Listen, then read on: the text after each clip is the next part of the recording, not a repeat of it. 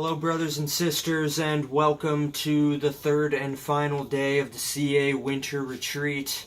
As you can see as I'm recording this, the retreat has already come to an end. I'm back in my dorm room right now, but that doesn't mean we still don't have a lot to talk about from the last morning of retreat, as we still had an amazing worship and a really good final message from Buffalo's Tim Stewart. A message which I am now about to condense for you into a nice little bite-sized piece for you to consume for your spiritual nourishment. And all week we've been talking about the concept of joy. Our first message of the retreat was about how we can find joy even through our struggles. The second message yesterday morning was about how we can find joy in our relationships with our family and our friends, as well as with God. Our third message last night was about how we can use joy as a weapon to fend off the spiritual enemy.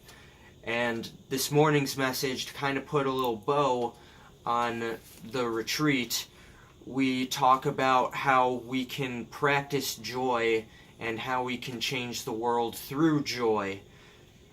And basically how we do that is by practicing joy in every aspect of our lives. And our speaker this morning, Tim Stewart, he broke this down into a 4-step process which I'm about to lay out for you right now. The first step is being sensitive to the unwritten rules of the culture we live in and discerning how to react. Sometimes we need to preach the gospel and its joy through our words, and other times we need only to be there and to love on others and to represent God through our actions. The second step is being realistic about what we can accomplish. We are still human beings and we have limitations, and only God can change the world. And although He has used humans to change the world for thousands of years, He changes the world through us.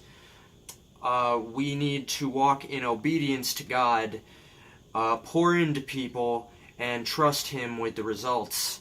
The third step is simply to persevere. The best is yet to come, and if you give up now, you won't see it ever come to fruition. And it is important to keep pushing on even though it is hard and difficult. And the fourth and final step is to encourage and receive encouragement from God and others, because persevering is hard. And especially on Mondays when you have an 8 a.m. class and you just don't feel like getting up that morning, we can find encouragement in what God has already done for us and what He will do in the future. So that's pretty much it. That's our message in a nutshell. That's our final message of the retreat. Thank you all so much for joining us on this journey this weekend. I truly hope you enjoy it, and I hope one of these messages has touched your heart in some way.